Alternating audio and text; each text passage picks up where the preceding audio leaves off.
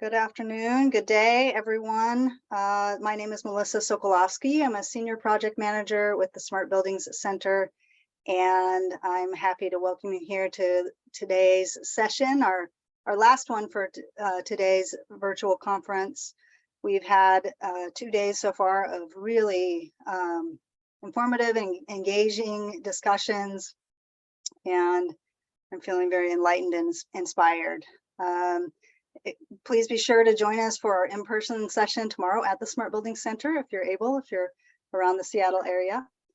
And I have the pleasure of introducing today's moderator for our panel discussion, Emma Johnson of Seattle City Light. So without further ado, I'm just going to go ahead and let you take it away, Emma. Thanks. Thank you, Melissa. Good afternoon, everyone. So excited to be moderating this panel and wanted to welcome you to this session on on-site renewables and EV charging. My name is Emma Johnson. I'm a program manager within Seattle City Light's Customer Energy Solutions Division.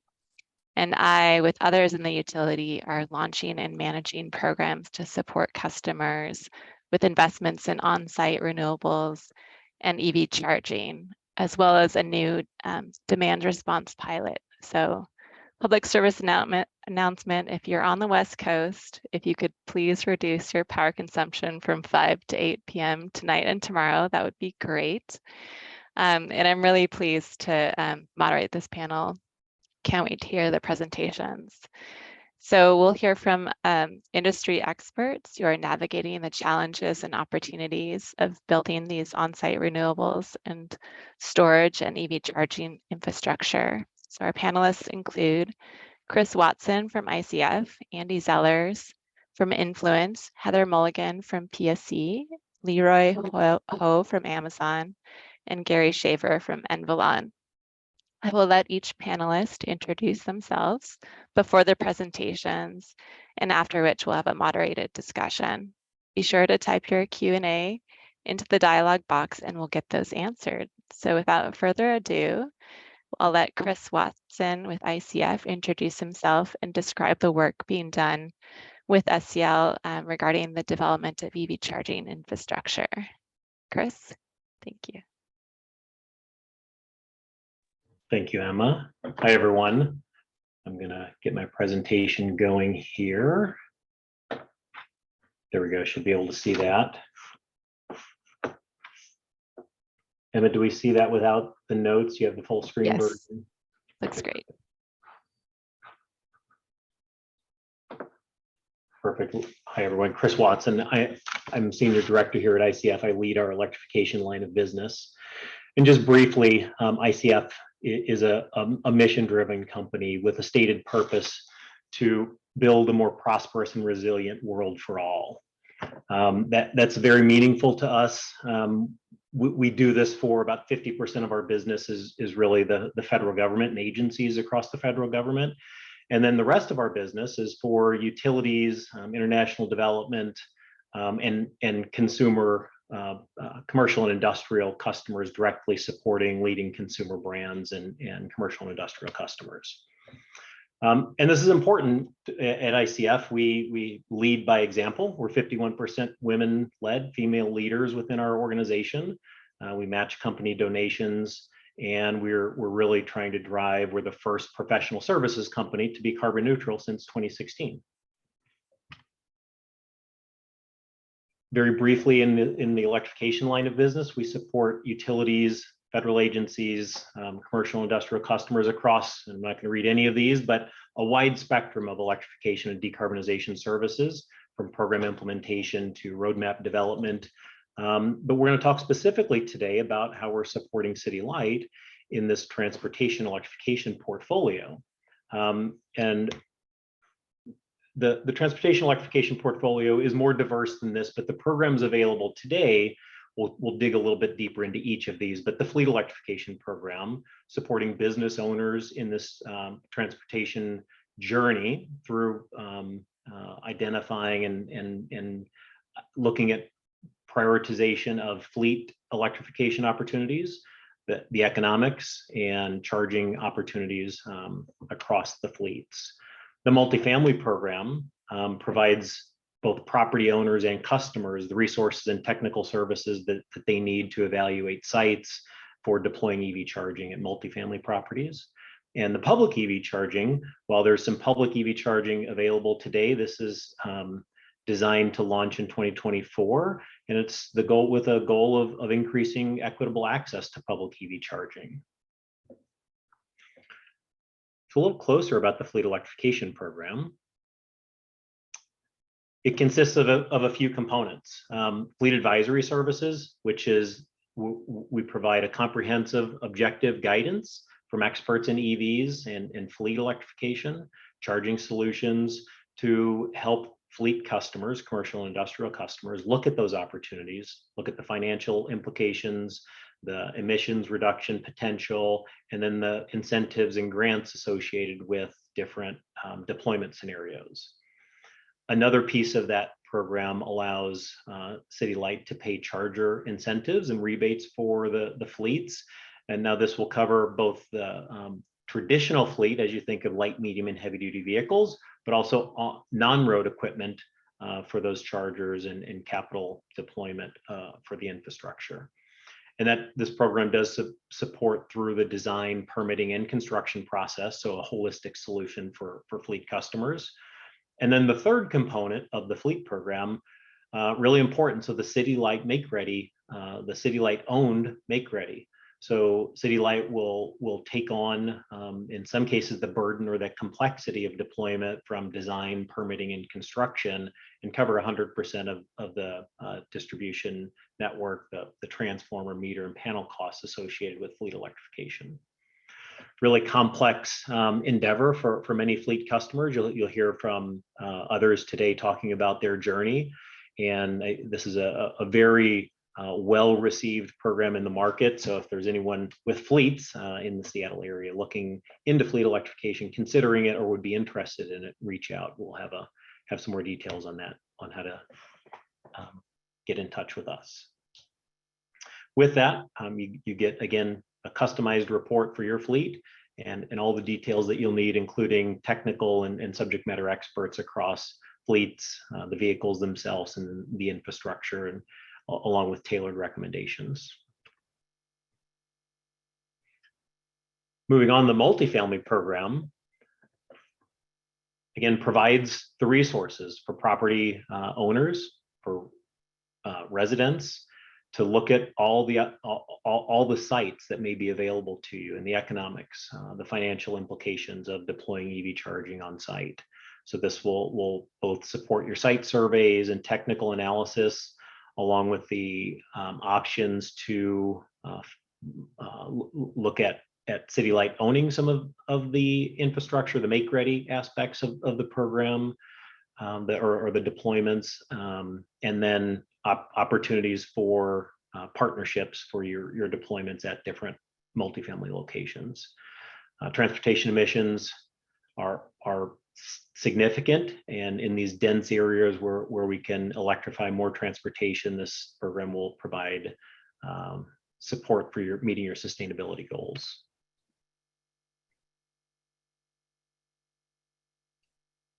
And this is what this program looks like. Again, advisory services, charger incentives, and make ready incentives that will be coming later this year.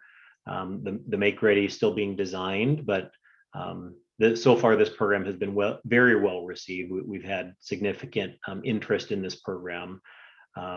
So this is one that if you're interested in, sign up for an account manager to reach out to you soon. I'd anticipate this may be oversubscribed, but I think this is one that we're looking at pretty closely for extending and finding additional funding to support. And then finally, the public EV charging program.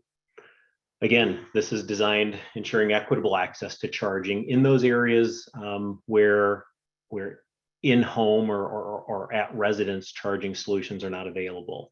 So expanding those public chargers, the locations, and then the scalability of the public charging network in and around the Seattle area will be the goal of this one. You've seen a number of sites that are out there today, but that number will expand here as we move into 2024 and beyond. And Emma, I think with that, I'm going to end my presentation and turn it back to you. Perfect. Thanks so much, Chris. If you have any questions for Chris, please enter them in the Q&A dialog box and we'll try to get those answered. We also have time for a discussion after the rest of the panelists. So next up is Andy Zellers with Influent, and he'll describe the work in deploying on-site renewables and storage with commercial and industrial customers. Andy, take it away. Thank you very much, Emma. Can everybody see? Emma, can you see this?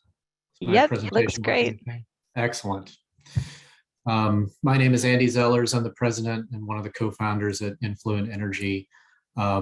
In contrast to Chris's presentation, I'm going to be talking a lot more generally about various programs around the country and how building facility owners invest in renewable energy in several different ways, on-site and off-site. And I'll tell you a little bit about how Influent helps its customers, and in so doing, hope to educate you about the various methods and ways that you can invest in these solutions. So real briefly, Influent Energy was founded in 2018, so we're about 5.5 years old.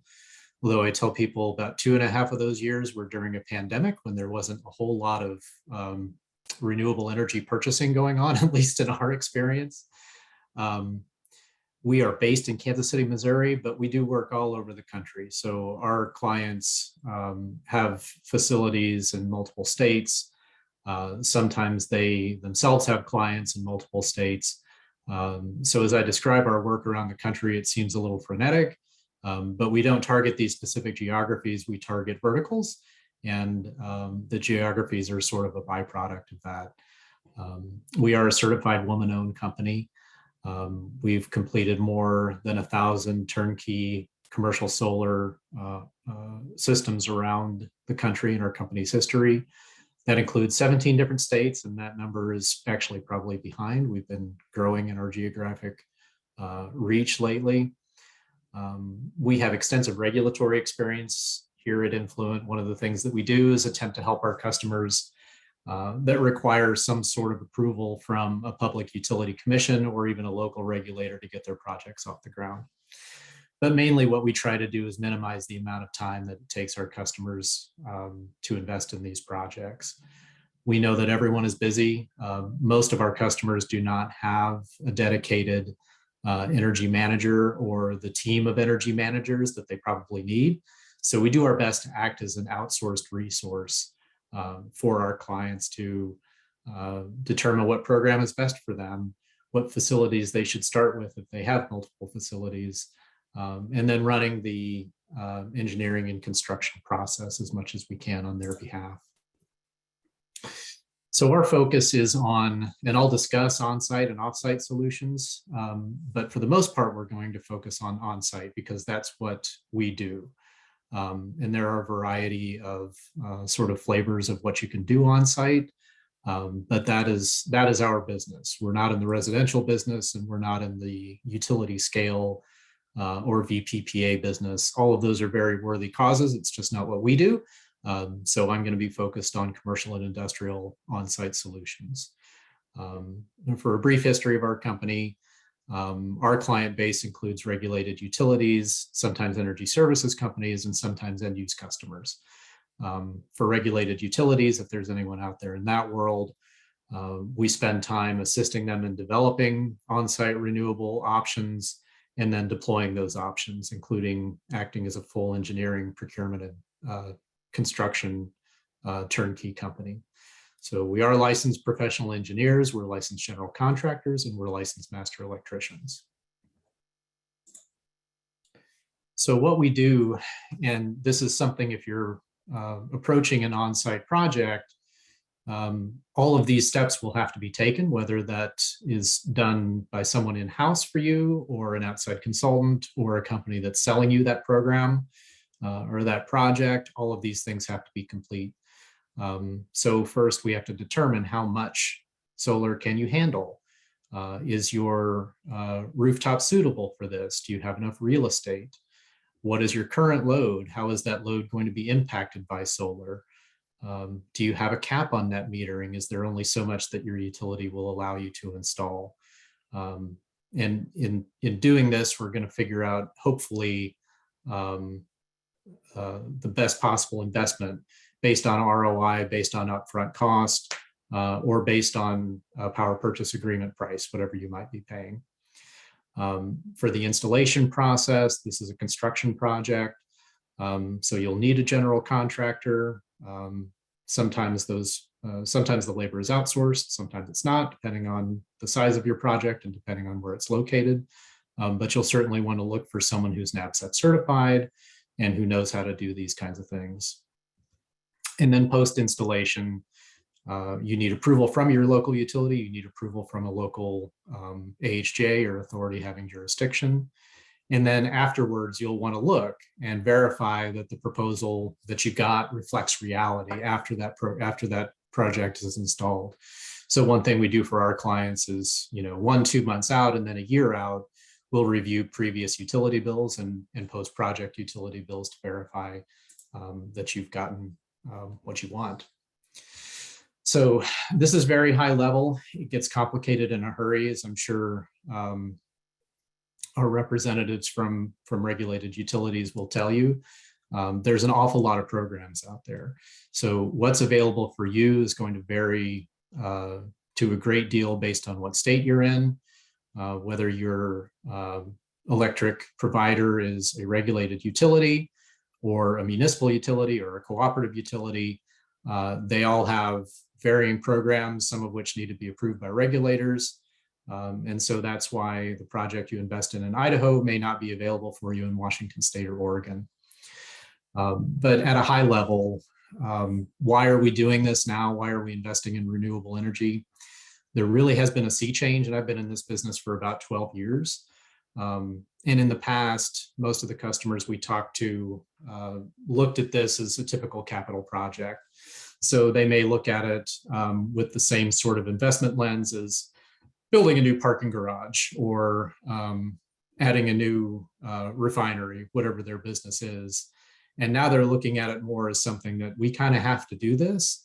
Either we're getting pressure from investors, potentially government regulators, potentially customers, potentially the people that we sell our products to, like Walmart or Target or Amazon.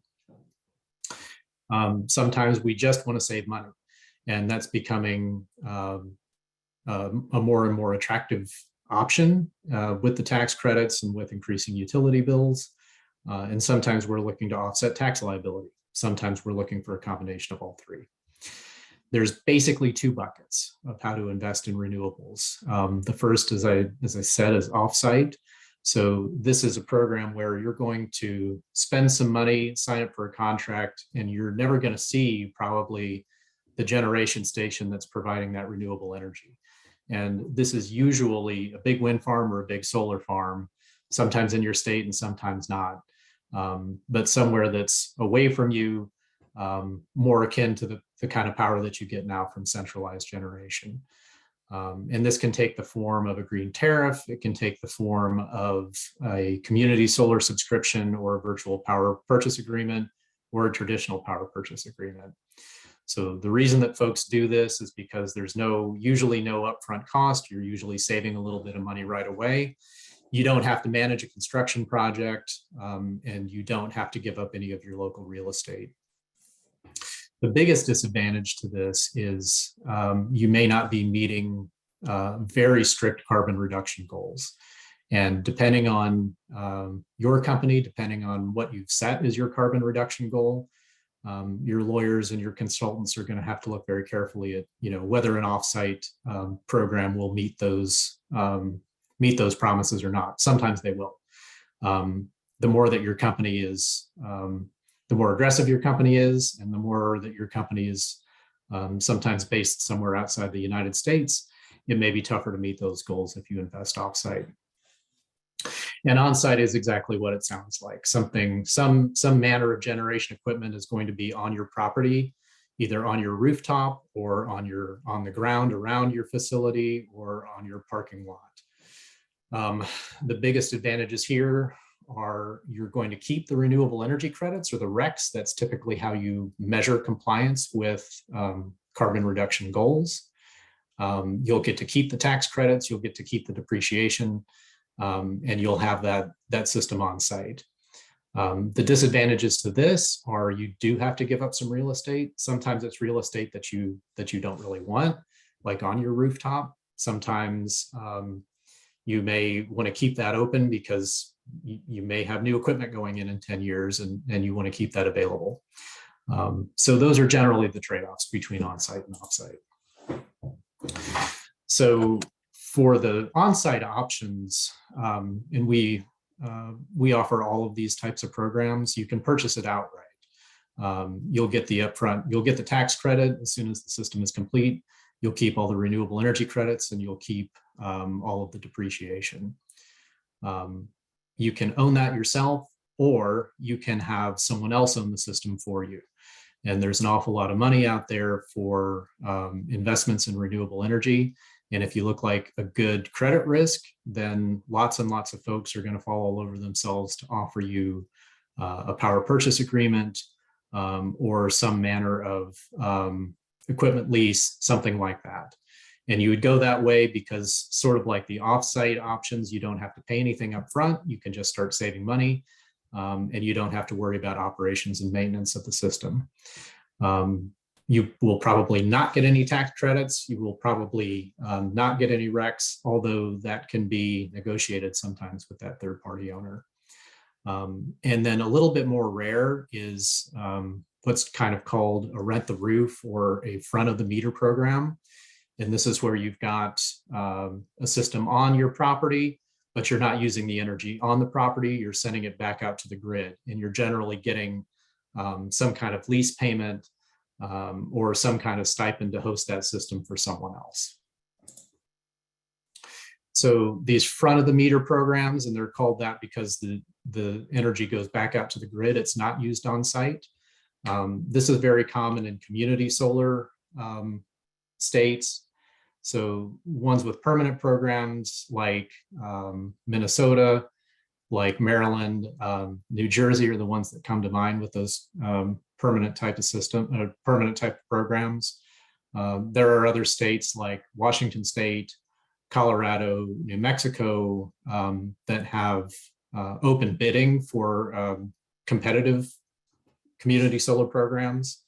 And you can't just sign up for that. You have to win a bid, and your project has to qualify.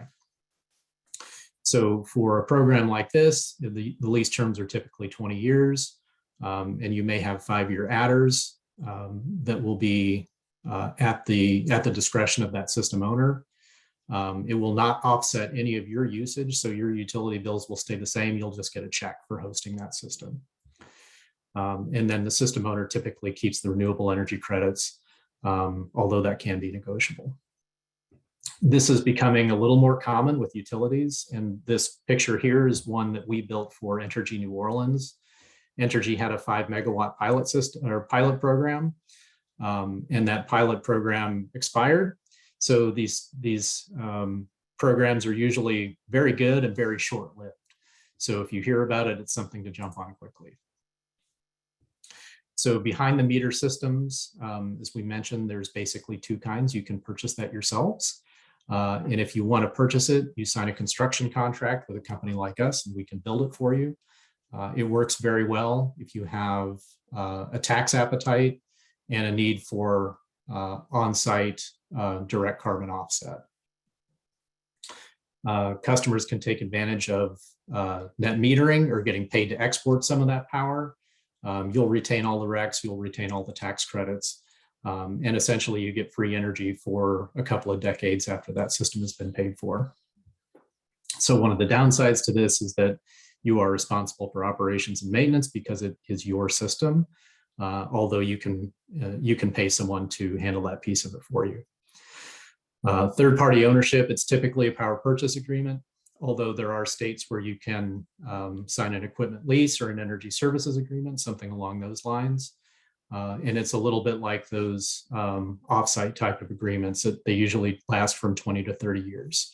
And that system owner will be responsible for property taxes, operations and maintenance, and all of the other things that go along with system ownership.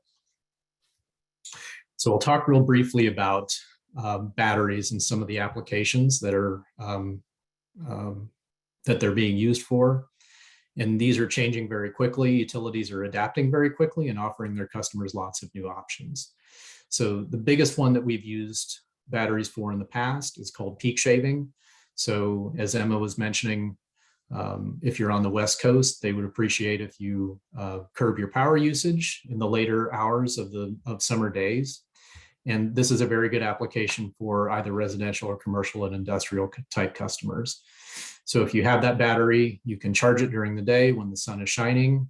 And if you've got either surge pricing, peak pricing, demand pricing, you can turn that battery on during those times, and you don't necessarily see an impact on your either on your day-to-day life as a homeowner or in your operations as a commercial and industrial customer. One of the more exciting ones is demand response. So this is typically a voluntary program. You can sign up for it. If you want to look one up, Entergy Arkansas has something called the optional interruptional service rider.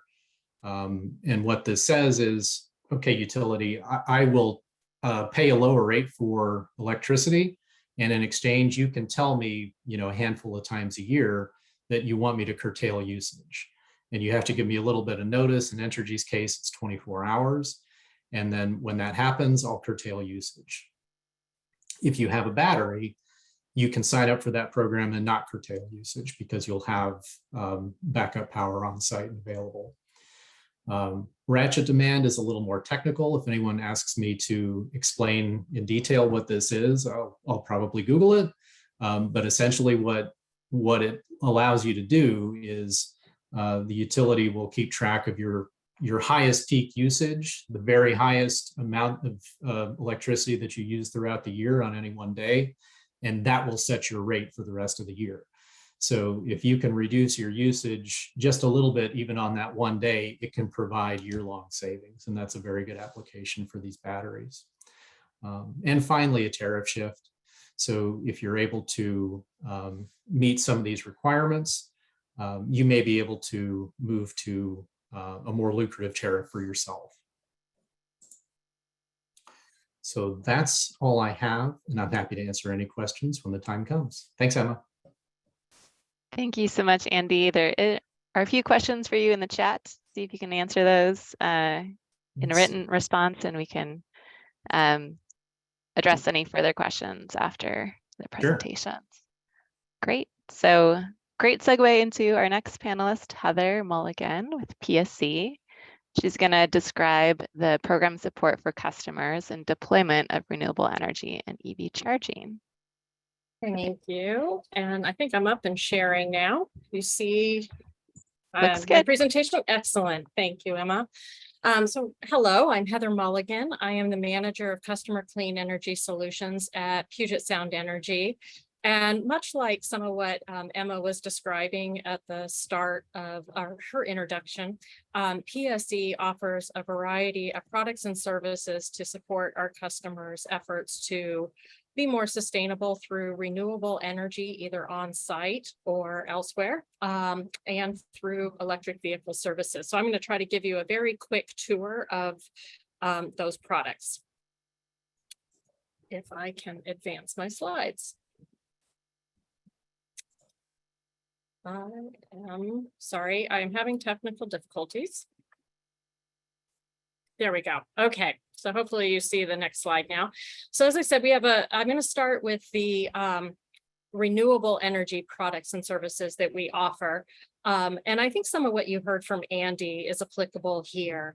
PSE does have what we call our match products, which allow customers to basically purchase renewable energy credits from projects, utility scale mostly, that are somewhere generally in the West Coast or on the West Coast, some in Washington, but up and down the coast. Our most popular is our Green Power program, and I'll tell you a little bit more about that in a moment. The other option is to actually replace your energy with renewable energy, either in part or in total. And we do that through products like community solar. We have a renewable natural gas product where you can swap out your natural gas supply with renewable natural gas. And then our Green Direct product, which is actually closed to new customers now, but was basically like a very large community solar type product for governmental and corporate customers. And then finally, you can generate your own power, and we can support you with that through services like net metering and our other interconnection support services. So a little bit about Green Power. As I said, this is a REC-based offering. This is a blend generally of Pacific Northwest resources, wind, solar, biogas, geothermal. This is a product that's been around for the last 20 years and allows our customers to very simply replace all or match all or a portion of their energy use for a little bit more each month. And they retain the RECs then and offset their usage. The next is community solar. And the reason I wanted to talk to you a little bit about community solar is this is a replaced product. It's primarily geared towards our residential consumers. However, Andy mentioned this, we are looking for rooftops. And so similar to what he mentioned, we're looking for front of the meter solutions, rooftops that we can lease from a customer to put solar on. That power will go onto the grid and will be subscribed by our community solar participants. So we work with the customer. This is generally a partnership between us and the site host for that roof.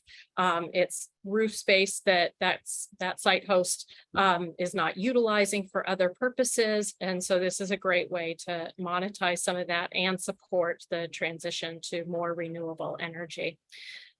If that's something that is of interest to you, we do have an application on our website and would be very happy to talk to you about your roof or piece of land and whether that's an option for this product. Oops. And then finally, as I said, we have our customer connected solar service, which allows our customers to net meter projects up to 100 kilowatts here in the state of Washington. This is something that I know Seattle City Light also offers and many other utilities in the state of Washington. But we'll work with you to get that project interconnected. If this is something you are looking to do, we do ask you and your installer to reach out to us early, and we will make sure that it gets safely and efficiently interconnected to our system. But the sooner we can start working with you and making sure that that can be done safely, the better. And nobody likes surprises towards the end of their project. And we certainly don't want to be the ones standing between you and green energy. So please reach out to us early. The other set of products I wanted to talk to you about were the electric vehicle products. And again, very much like what you've already heard from Chris and from Emma, PSE also offers a suite of products and services to support our customers who are choosing to transition to electric vehicles. Today, we have products for fleet and commercial, multifamily, and we just launched our workplace charging product. We will be also expanding on our public charging offering, our residential charging, and continuing with our education and outreach in the near future. So a little bit more about fleet. Again, like you heard with Chris, PSE also offers advisory services and incentives to help fleet owners transition to electric fleets. This is generally a product that is designed for municipalities, transit, fleets, school districts, and small fleet owners. I would say the very large fleet owners, we still want to work with you, but these are incentives that are primarily designed for, as I said, those entities, those public entities and small commercial fleet owners. But we will offer up to $250,000 per site. And that includes incentives towards the charging infrastructure, as well as what we call the make ready services, or the infrastructure side costs. And we have two options here. One is a PSE owned turnkey service where PSE owns and maintains the installation. And the other is a customer owned option, where PSE again will help with the make ready and provide the incentives for the ports, but the customer owns and maintains those systems. And then those customers who primarily serve and or benefit historically disadvantaged communities are actually eligible for additional incentives. And this is true of all of our EV products and services, as you'll see. So we have been operating our multifamily product for a while. We had a set of pilots over the last few years. We recently expanded on that this year and are starting to put more charging in at multifamily properties. Again, these are up to four level 2 charging units at a multifamily property, and we offer both the PSC owned turnkey service as well as the customer owned option, where again will help cover some of the EVSE costs as well as the make ready costs. And again, properties that primarily house low income and or tribal entities are also eligible for those Empower Mobility incentives. And then finally, we have our workplace product. We just started taking applications for this expanded product. In this case, we will cover the cost of up to 10 ports per project. Similar to the others, the story is the same, both PSE owned turnkey services as well as customer owned options, as well as those Empower Mobility incentives for projects that primarily serve or employ historically disadvantaged members of historically disadvantaged communities. So that was a very quick tour. I want to leave plenty of room for my other speakers to chat. But if you have any questions or want to find out who you can talk to about any of these products and services, please send me an email and I will be sure to connect you with the right person on our team. And with that, I'll turn it back over to Emma. Thank you, Heather. So great to hear about all the great things that PSC is doing to support customers in this space. So next up is Leroy Ho from Amazon, who will describe Amazon's work in building EV fleets within their company. All right, Leroy, I think I can see your screen. You want to just hit share and we're good. All right, great. My name is Leroy Ho. I'm the Senior Energy Manager for AMZL Energy. So the L stands for logistics, and we're the unit that you probably see in your neighborhoods. We'll have the delivery vans that go to the homes. On the left picture, those are our new Rivian electric delivery vehicles. We are starting to deploy them as part of our climate pledge of being net carbon zero by 2040. By 2030, we're targeting 100,000 vehicles to be deployed.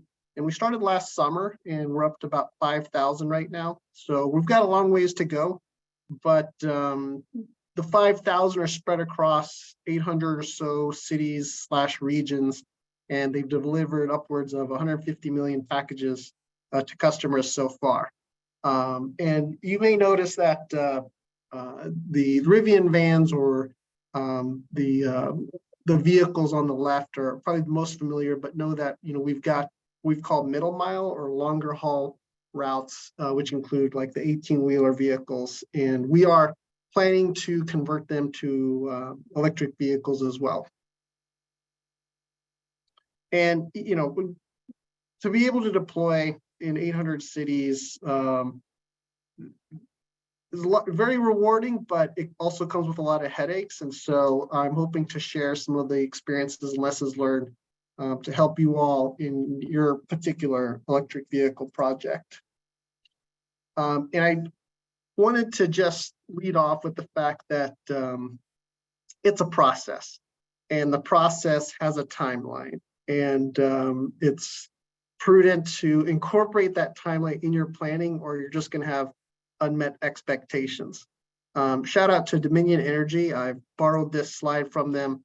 I was at another conference and the utility had presented their program, and I thought this was just a great slide because, and I'm assuming most of you all already have kind of an internal consensus on what your sustainable strategy should be.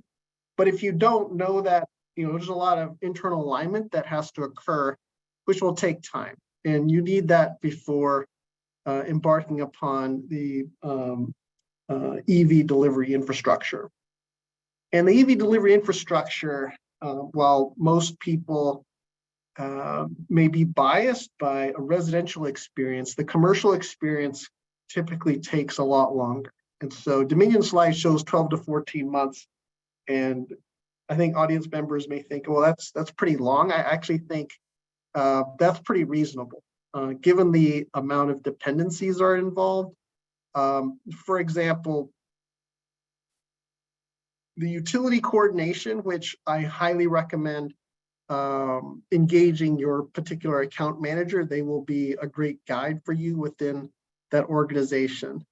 But there's various constraints with regards to the distribution service grids, depending upon the utility in the region, as well as critical equipment that they'll have to order. And given supply chain constraints, just know that this infrastructure delivery typically takes a lot longer than expected. And those in larger organizations, don't underestimate the funding approvals that you might have to encounter, and all those work together. So typically, the utilities not going to move forward until they're able to have the agreement signed and any capital commitments already paid for them to move on to the next phase. And that's just covering the utility engagement. You also have your EV specific infrastructure, like your chargers and whatnot, that need to be ordered, installed, and just know that this is still an emerging industry. So it's somewhat of a wild, wild west, and that there's a lot of suppliers and vendors out there who promise a lot, but the products that are being used in the market right now, I mean, they're far from perfect. So expect a lot of commissioning before you can put those into operation, and build in some time for those vendors to come in and resolve any of the bugs that might occur. And I would just go with the expectation that there will be bugs. But once you get that in the ground, then there's a lot of kind of scaling considerations if you have more than one site, or if you have a large footprint. And just know that the subsequent projects will just go a lot more smoother. I feel like you need to go through the process at least twice, and know that each utility is different, but the topics and the requirements are pretty similar. So I've been telling you a bunch of bad news, but know that the utilities, for the most part, they're very supportive of electrification in general, but particularly with EVs. And I think you've heard of mentioned by some of the other panelists that there are programs out there to assist you. So one of the things that I've seen out there are EV rebate programs. So if you have, and the eligibility spectrum is quite wide. Like I think I've even seen some programs which allow for golf carts to be included as a on-the-road vehicle. But if you have these capital investments that you're making, quite often you can meet eligibility and then obtain pretty hefty rebates. So those are not only for vehicles, but also for the chargers as well. However, I do recommend checking out the fine print because at least in the initial offerings by utilities for these rebate programs, they didn't appear to solicit too much input from the customers.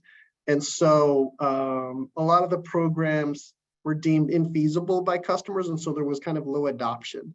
And some of the reasons might have been that the utility wanted to have somewhat intrusive data access to the chargers, to the vehicles, and whatnot. Some utilities actually made claims to any sustainability attributes if you participated in the rebate program. And then know that I've seen utilities where, you know, the program is largely administered by a third-party entity, and they're compensated in a commission structure. And so sometimes their interests are not necessarily aligned with, you know, you as the customer, or perhaps not even that of the utility. So just go into those programs kind of with eyes wide open. And then besides CapEx, OpEx is something that I'm taking a hard look at. So, you know, we're obviously going to save a lot of money on fossil fuels or diesel, but we're going to incur a significant increase in our electricity costs. And one of the things that I'm working with a lot of the utilities who don't offer what you see on the screen here, it's called a time of use rate structure. And so instead of having kind of just a single formula or a single rate that you pay, the time of use structure varies the price of power that you pay depending upon the time of day and typically the time of year. And I've just provided 2 copies of 2 time of use structures that I've seen, Pacific Gas and Electric in California, and then Xcel Energy, I believe this one is for their Minnesota service territory. And for fleet operators, especially if, you know, primarily they do most of their on the road work during the day, and then they come back to the depot and then charge in the evening, you know, you're going to be able to take advantage of this price structure, because typically the peak pricing are occurring during the day, and then the off-peak pricing are occurring during the evenings. And I want to give it a shout out to both Seattle City Light and Puget Sound Energy. Seattle City Light does offer time of use rate structures, and then Puget Sound Energy, while they don't, I believe, yet have a structure for businesses, I understand they just kicked off, they call it a time variable rate. They're running a pilot that I think just opened today or maybe tomorrow, but it's for residential only, but that's kind of a signal to me that the business customers are going to follow after what they evaluate from the pilot that they have now. And then just to summarize some of the takeaways is, 1, do your internal homework.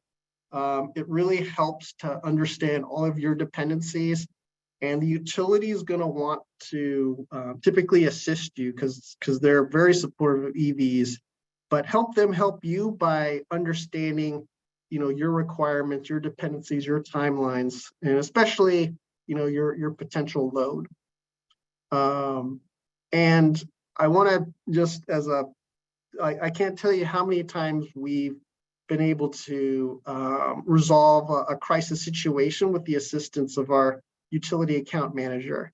And so build a solid relationship with that representative. And again, they will be your guide within that organization.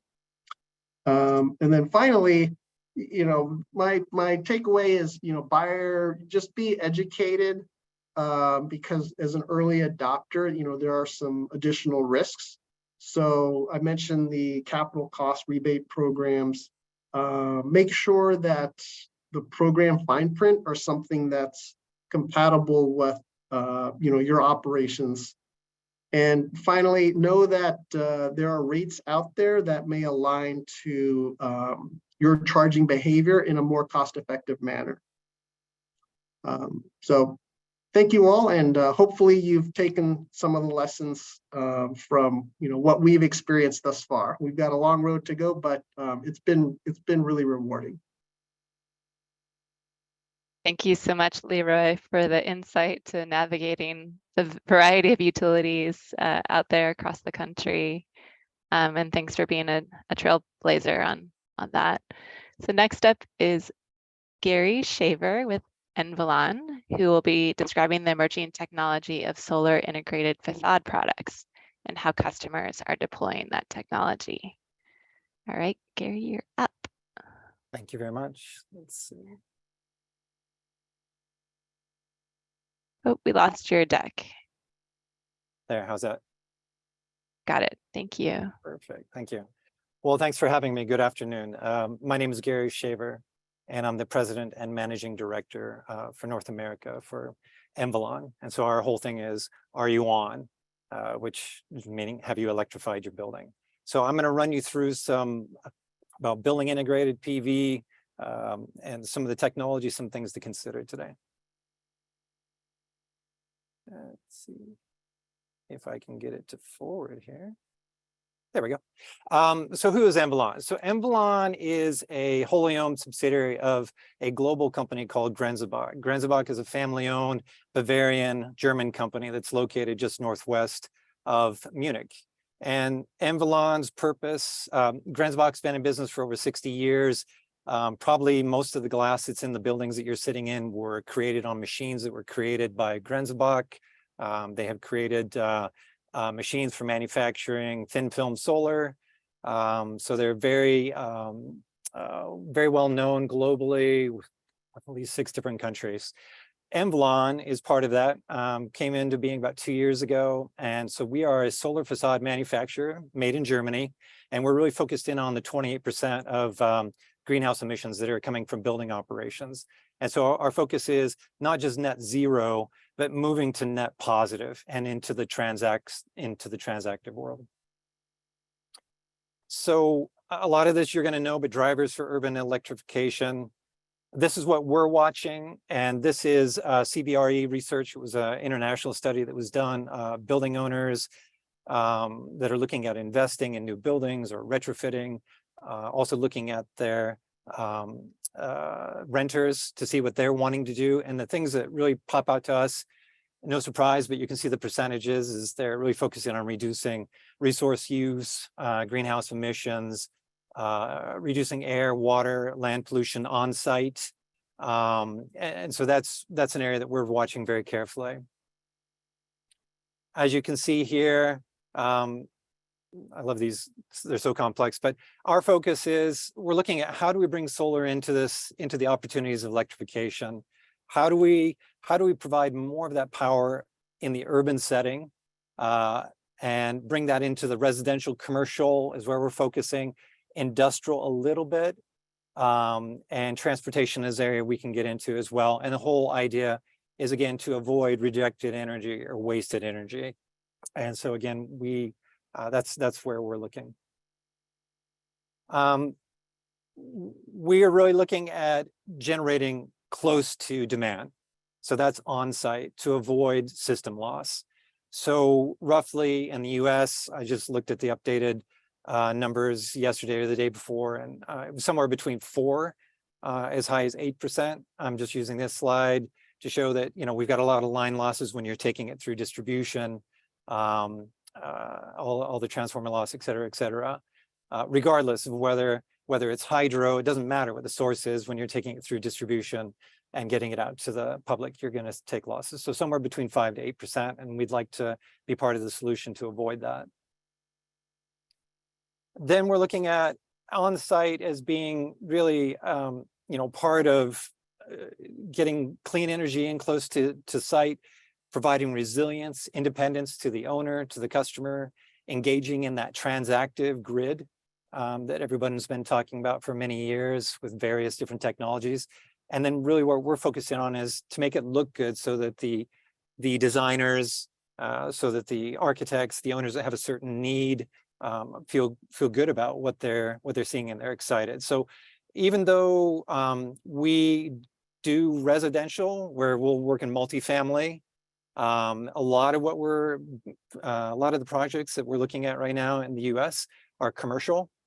So we kind of see ourselves as bringing that generation to become part of that transactive grid and give owners choice and play nice with utilities where it makes sense.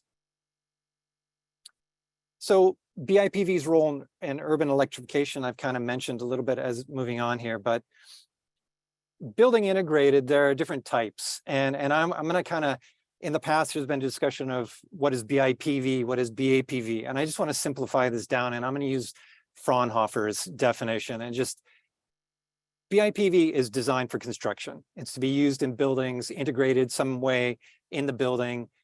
It's used to add to or replace construction product. And if it's removed, then you would need to replace it with an appropriate conventional construction product. So that's I think it's just easier to simplify it that way. And then there are various levels of BIPV that you can do, like you can see in this picture, where you've got a rooftop, you've got transparent, not invisible, but it's transparent. You're seeing rain screen or ventilated facades, and then you can see it where you can get very attractive designs that are very custom, that you can put into. It could be churches, it could be museums, it could be just about anything. But those are the types of kind of applications. I would also add in there carports, shading structures, anything like that that can be integrated in, that adds value to your strategy of energy generation or energy efficiency in the building. That's I think Fraunhofer has come up with a simple definition. Types of projects. The one in the top left, we didn't do that, but that's a thin film product that all of those gray areas you can see. Whoops, sorry. Oh, I'm jumping ahead. There we go. In a skyscraper, which makes a lot of sense, especially when you don't have roof space, whether it's HVAC that's taking up your space and you can't do rooftop, and we're trying to avoid the transmission losses and the distribution losses. You can do it like this. This is a restaurant. This is our project where you've got a combination of roof and facade. Over here in the bottom left, this is a parking garage. We're in discussions in northeastern United States for this design. In the middle, you've got transparent solar, where now you've really made it part of the visible glass, not the opaque, not your spandrels, not your facade, but it's the glass. And there are trade-offs for doing that. When you're using these other technologies, you have a higher performance, a higher energy output than this particular form, but it's BIPV. And then over here to the right, this one is in Southeast Asia. And this one is where you're adding in, instead of just doing the facades or a roof or anything like that, you're adding it into the structure in the facade, but you're angling it out to increase the output of that. So for example, the closer you get to the equator, the less a 90-degree angle is going to be beneficial to you, unless you're using reflective technologies, or you have mountains or you have water around you. But that's another option. So those are kind of different applications. A little bit of overview of the technology. Since we have short time, I'm kind of trying to talk about it a little bit, but I'll talk about performance and challenges just a little bit to wrap it up. So you can do clear, you can do colors, and you can do patterns. The main thing is that now there are technologies there that allow really good light passage. So you have a low iron tempered glass. It's very clear. It's about 93% clear.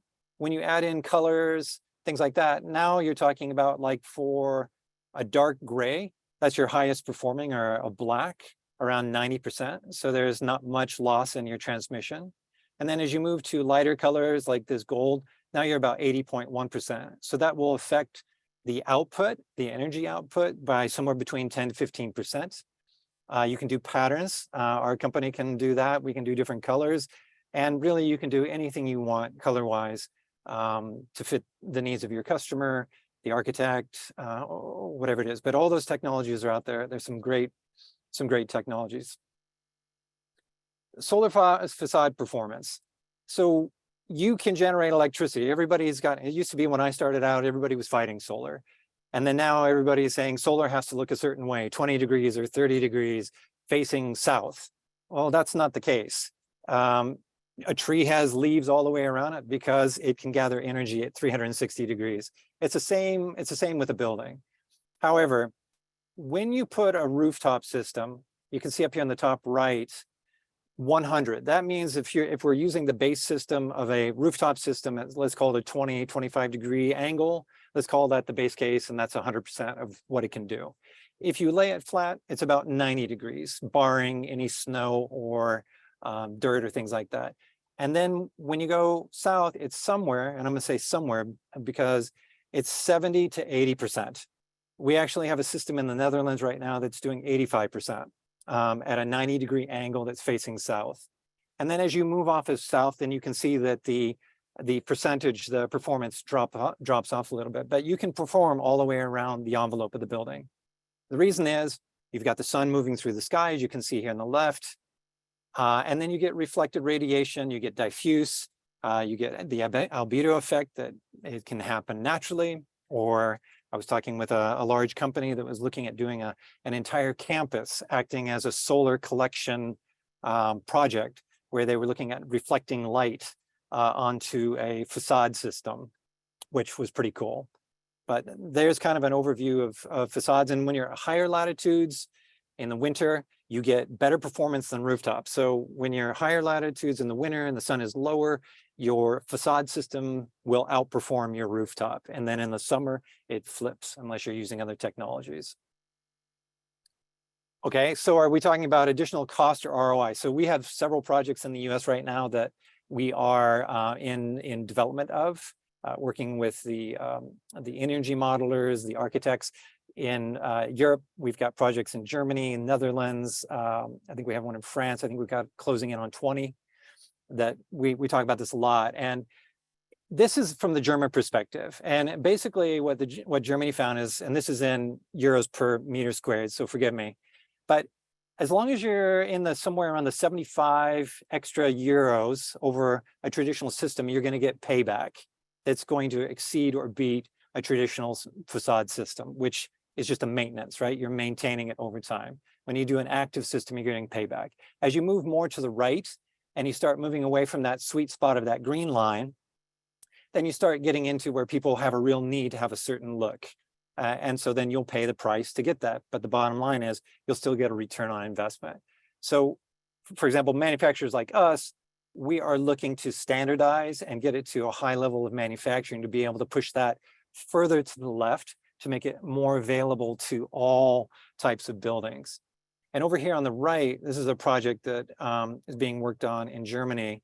This is just to kind of show if you put a facade in 167 kW on the north, it's comparing it to if it were east, west, and south. And you can kind of see the output, and then you can see this is a payback for that area. So you can see on the north side, it's about twice what it is for the south side, and the east and west are very similar. In Washington state, that'd be a little different because the east side would be a little lower because of early morning fog. But these are all kind of the interesting challenges of doing BIPV in buildings.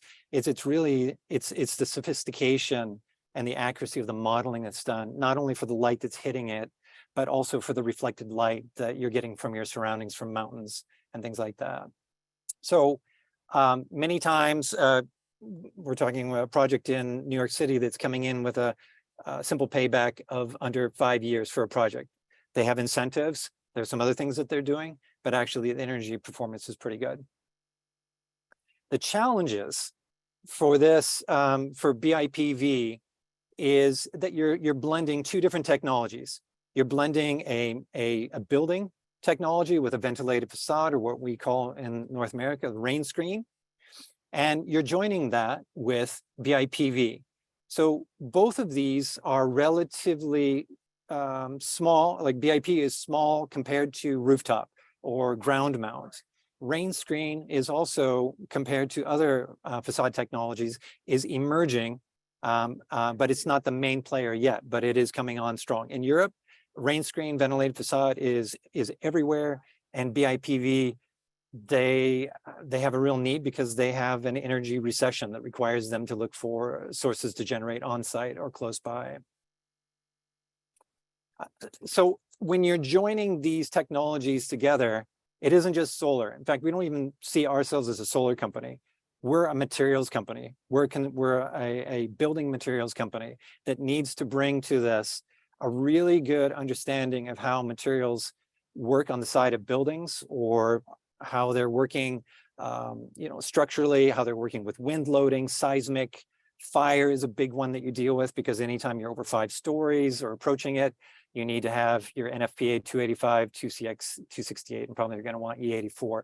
So you're really blending a lot of building technology sciences together, not just kind of UL and CEC that typically you hear with in the solar industry, but you've really got to have everything else, and you've really got to get that early to your owners, to the designers, to be able to make sure this project can move forward. And I threw in, it's always fun to see destructive testing that's being done in Switzerland. And that's actually a very successful test, because it stopped the fire. And that's what you want, is the ability to stop spread. The fire in this case is simulated where it's coming out of a window and coming up in behind the cavity. And just to wrap up, so where Embalon, where we're positioning is that we understand that this is a unique technology that can play very well into the urban environment. And we are available to act as what we call a journey partner. So we start out very early in the project development collaboration. We do design assist with very sophisticated modeling. We are very, very strongly into BIM, because that's the fastest, most precise way to work with folks. We do project assist, and we work all the way even through to O&M. So reach out to us if you have questions. We actually have a demo project that's going to be coming into Seattle, small, but we want to demonstrate the technology here pretty soon. And we've got about 5 or 6 other areas. So I hope this was useful to everybody. Thank you so much, Gary. Those were really beautiful projects, in addition to being really cool. So appreciate that. Awesome. So we're going to transition to the moderated discussion. So have all our panelists come back to the room. And we're going to start off with a question around the utility. So you've all touched on the role of the utility in these projects, in advancing or perhaps hindering these customer technologies. So Heather, can you begin our discussion by talking about your perspective on how both on-site renewables and EV charging may change the relationship between the utility and the customer who adopt these technologies? Yeah, absolutely. I think one thing to keep in mind is that in Washington, I think is one of the leading states right now in terms of where our goals are at. And the Clean Energy Transformation Act is driving us to a place where we're going to have 100% renewable energy. At the same time, we're talking about electrifying everything, including vehicles. And so I think the relationship between customers and the utilities is just going to become more and more integrated, where before it was more of a transactional relationship, right? You plugged in your device and you hoped, and you expected, not just hoped, but expected that there would be electrons coming out and that device would be powered. In the future, and I think we're getting to that future very quickly, we're going to have a far more collaborative relationship with our customers, where we're working together to have grid support and manage when that power is being utilized, when it's being stored, how it's being used. I think there's just going to be a lot more work between both parties, and collaboration is really the key word there. So that's kind of where I see the relationship between the customer and the utility moving very quickly, especially with EVs and photovoltaics and batteries and demand response and all these technologies. Great. Yeah, thank you. Just seeing the utility and the customer assets starting to blend more and more together. Andy or Leroy, do you have any thoughts on this, or others want to weigh in? Yeah, I agree with everything Heather said. In addition, when we go to a utility that may not be so accustomed to EVs and renewables, and we say, hey, we're going to plug in some 5 megawatt generation stations into your grid. Here's our application. And sometimes we get some sort of confused responses. So utilities are trying to figure out how to get ahead of the curve and to be responsive to what their customers want and still stay within their regulatory framework, even if that's a local co-op. They've still got requirements and laws that they have to comply with. So, on both sides, Heather focused a little bit more, I think, on and Leroy, customers, and give the utility some information, help them help you, which you need to do. At the same time, utilities are trying to figure out, well, what's the right program for us to get into the space, hopefully turn a profit, and still stay on the good side of our regulators. And it's not an easy job. So everybody's going to have to be flexible over the next decade or so as these things become more dominant. Yeah, and I would agree with both Andy and Heather that I feel like the existing business model, the existing regulatory framework, doesn't fit where I think the industry is heading. So there's going to be a lot more, I'll say, customer participation on the generation side. And that being that the customer is actually, not only helping to coordinate the timing and the amount of what they're taking off the grid, but also how does the customer participate in contributing to the grid? And so I think the regulatory process needs to be advanced. And then two, specifically, the market signals are such that typically, like it doesn't make sense for, let's say, our Rivian vehicles today. They've got a battery. If we go through a reconfiguration, there's potential for us to generate that battery output onto the grid. But fundamentally, from what I've seen, most of the revenue that you would receive for doing so is far less than the cost of the power that we're paying to charge it up in the first place. So then, that to me is an easy example to see how the existing business model just doesn't work. But again, I do see market forces kind of pushing the industry in this direction, because we've all seen how California grid constraints. Everybody wants to avoid mass blackouts. They want to have a resilient grid, and I believe having the customer participate in generation will help do that. But again, the regulatory framework needs to be adjusted. If I can just add to that, so coming in from a technology provider's perspective, we're talking with and doing projects in Europe where they're looking at really generating on site. They're not looking to export as much as they want to self-consume. They want to control. Again, they're in a real energy bind, right? When you have the bakery saying they're going to stop baking. So they're even looking at it getting granular, like each floor of a building is independent of each floor and self-sufficient. Battery technology is an option. There's also throttling down a system. They can throttle down, they can throttle up a system without all the batteries. That's another area. We have a customer in Austria that is using blockchain-based energy trading, because Austria has kind of an interesting circuit on grid law that allows them to trade. And we're having those discussions here in the US as well. So I would say, I agree with Leroy, there's going to be, from our perspective, we're getting a lot of interest on self-generation, not only for their ESG goals, but it's for marketing. And because we're a building material, you net us out that they're actually, they can make revenue positive on this as a return on investment.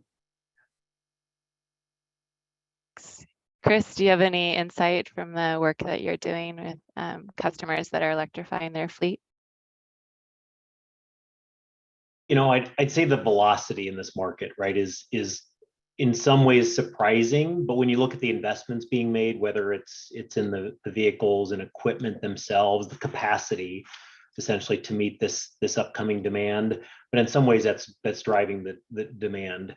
But the velocity really goes right. It covers this gamut of customer decision-making process, right? And we play a role in helping support customers get to that decision-making point.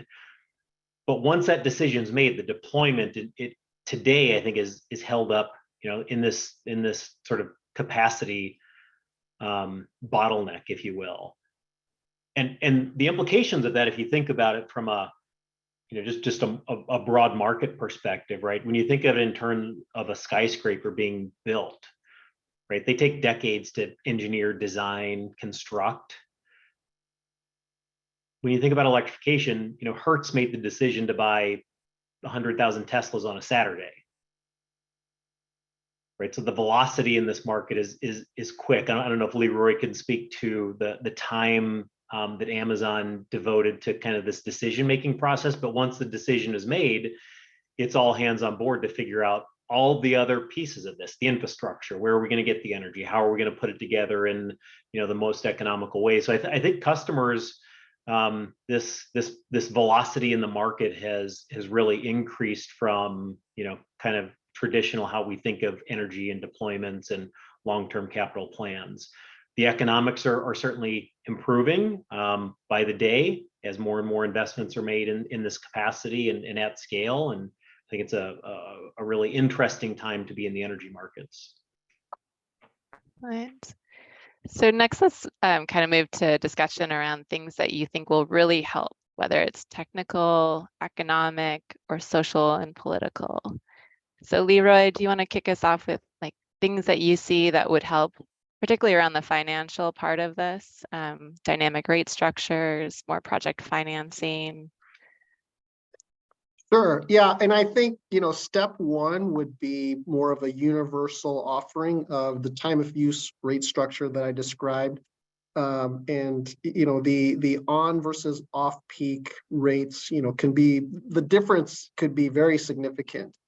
And I think, though, the reason that the utility is able to offer that is because this is giving insight as to the actual cost the utility experiences, right? So typically, power is going to be cheaper when there's less demand. And so one way to, benefit everyone, the grid, the customer, as well as, the utility's rate base, if we move that peak load into the off-peak periods, it's just more efficient and it helps everyone. So that's one, having more widespread use of the time of use rate. Now I'm going to jump forward into years in the future, but again, I'm going to go back to the regulatory framework. My view is that typically, there's three businesses in a utility. There's like the distribution, there's the transmission, and then there's the generation.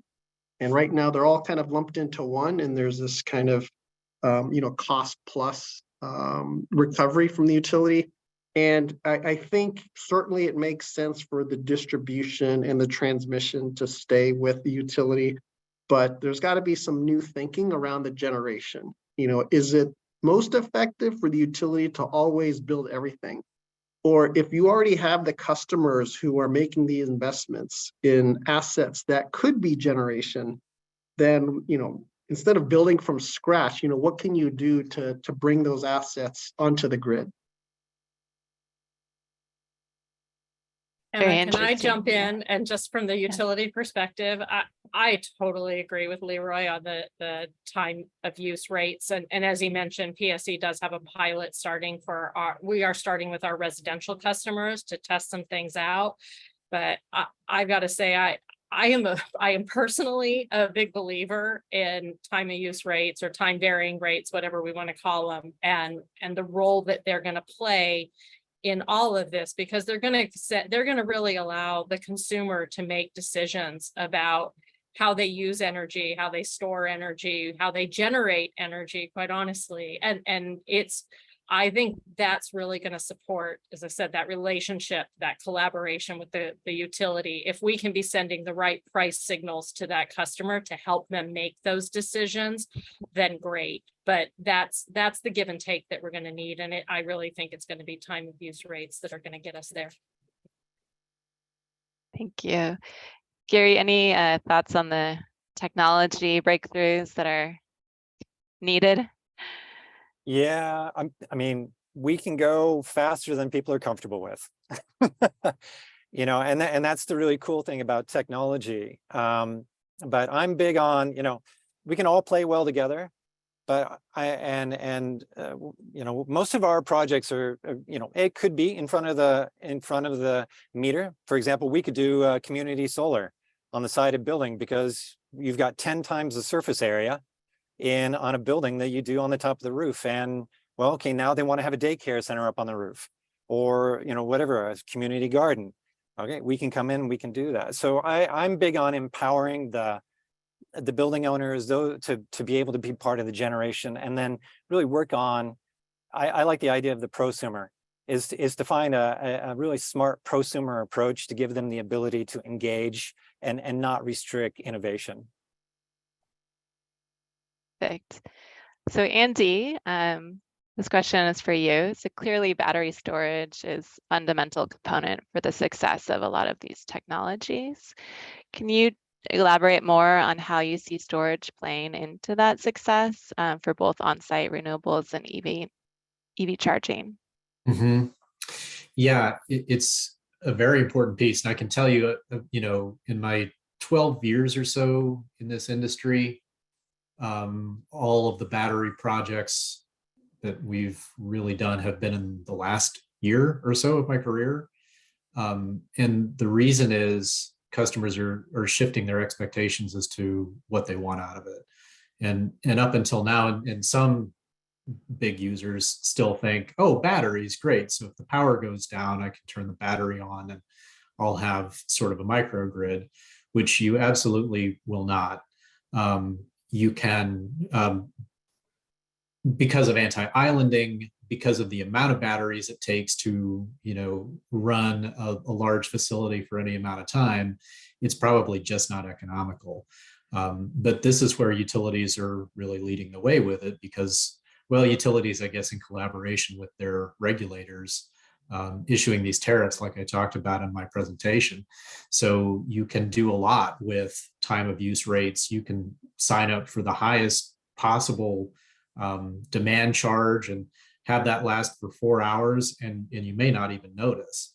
The demand curtailment is going to be a huge part of what we're doing in Arkansas. And I don't know if you all are doing that in Washington State yet or not, but the batteries are making those on-site PV projects, you know, they're knocking a solid 3 or 4 years off the ROI because of that tariff structure. So it's a good example of how everybody is winning. And they're not being used, you know, in that traditional sense of I'm going to have backup power for my refrigeration or for my operations.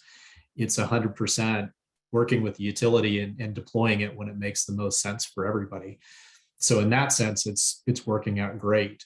In another sense, we're having to innovate a lot faster, not with the hardware, but with the software and the monitoring, because someone has to be keeping track of that. Someone has to know that the utility tells you at 11:54 a.m. on a Tuesday that at 11:54 a.m. the next day, you're going to need to curtail your power a very specific amount. So do we know that we can charge the battery in that time? Do we want to charge it just with solar? Do we want to charge it off the grid? Is there a cost impact to that? Are we using that battery for dual purpose? Are we using it for peak shaving? Well, not today, right? Because we've got to fill it up for tomorrow's curtailment. So it gets complicated. It's very complicated. But we're absolutely on the right track. And I think that those types of innovations are making those projects both more useful for everyone and more affordable. Thank you. I'm going to move on to the next question for Chris. So what are your thoughts on how a customer may experience their shift from a reliance on fossil fuels to a reliance on the electric grid? as we scale EVs. What are the bumps in the road that we're going to experience as we see this widespread deployment? Yeah, that's a great question. And I think we're starting to see this in some areas where adoption's more significant. Not, and I'll maybe leave out the grid impacts, right? We all know the grid impacts are going to be significant. Battery storage, as that starts to come into play, peak shaving, peak shifting, right? From a customer perspective, starts to get interesting in the technologies that pair. But I think that from a volume perspective, right, when we think about the number of applications that we're starting to see and the growth in the light duty vehicle or fleet segment, not even talking medium and heavy duty, right, which is in a very nascent stage. I think the volume and the velocity of those customer applications start to create bottlenecks, right, both in the interconnection process, where there's paired technologies, where there's microgrids as part of EV charging deployments, right? It's not just buying a vehicle and having a place to charge it. It's sequencing. It's kind of the bigger picture of, the kind of things that Leroy's dealing with on large scale deployments now that hundreds upon hundreds of customers will be dealing with in the very near future all at once. That's going to create bottlenecks in those application reviews, in the deployment process, in all the account managers that are going to need to support those customers from the utility side to work through that process. So I think we're going to start to see it in different ways at different times with different utilities in pockets across different feeders and circuits. So I think that volume in a way kind of scares me, just because when we look at the number of customers that will be adopting, whether it's fleet electrification or building electrification or pairing both buildings and fleets with vehicle to grid or microgrids, right? That volume of need across the utility it is going to create some additional hurdles for customers and utilities to work through. Great. Yeah, I saw a few questions in the chat about vehicle to grid technologies. How far out are we from that? And what would we need to make that happen? Yeah. Vehicle to grid, it's a hot topic, or vehicle to building. And as I noted in the chat, vehicle to everything. So as those technologies start to pair, we're seeing more and more chargers that are deployed that are capable of vehicle to grid. So managed charging programs relying on those chargers. Peak shaving, peak shifting opportunities. I'd love to hear if Leroy is considering this from larger scale deployments, because I think there's a lot of opportunity, right? We're going to have a lot of assets, battery assets, storage that's out there, maybe not used, that could support the grid in this transition. But I think we're there. So it's happening, maybe not at scale, but certainly at a smaller scale. That's going to probably every year. I haven't seen projections, but I would be surprised if it doesn't double every year here for the near term. I would have said we were about 5 years out, but I've changed my tune recently, and I'm thinking it's coming up very quickly. And I agree with Chris. I think we're just going to keep seeing it expanding. We're already seeing the utilities in California getting into this space, so I don't think the rest of us are far behind. Leroy, do you want to add your thoughts there? Yeah, I think we're still not there. I know that a lot of utilities are doing pilots. PG&E is one. I think National Grid is one on the East Coast. But I still go back to the economics.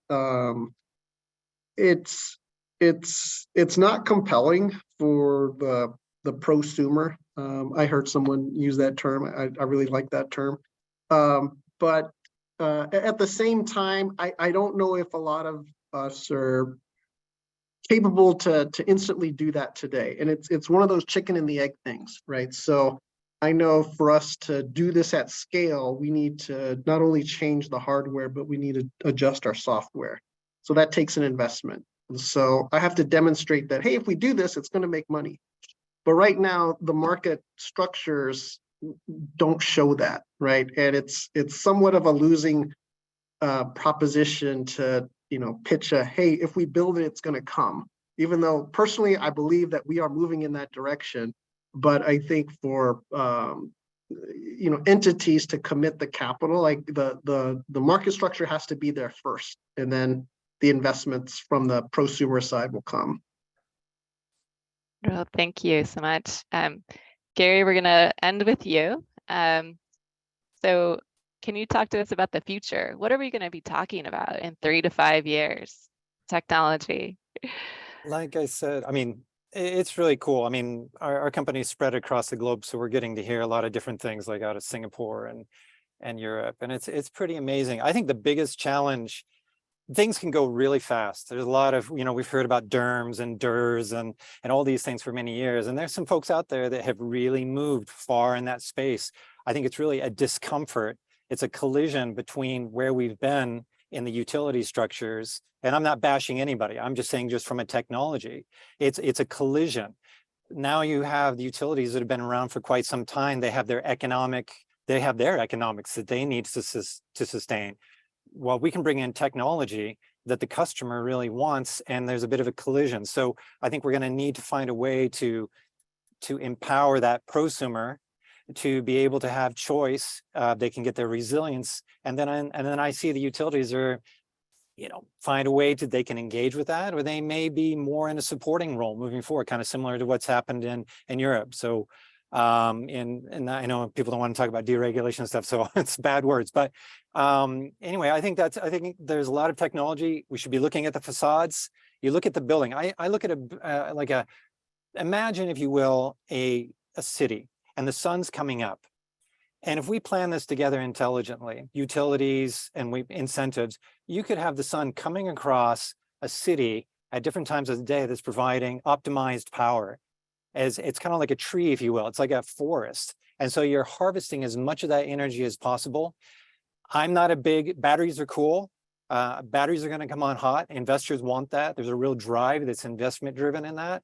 But I'm a sustainability guy. So I would like to see less materials used and dug up and more intelligent use of energy. So that's why I think facades and really turning the buildings on is what we say, is I really think that's a big opportunity. The rest of it, people kind of scoff at sometimes at the, some of the trading that's going on. It's maybe not so transparent, but I really think that transactive grid is really where we're headed. And I think we need to focus our minds to that and think to Leroy's point. I hear ROI all the time.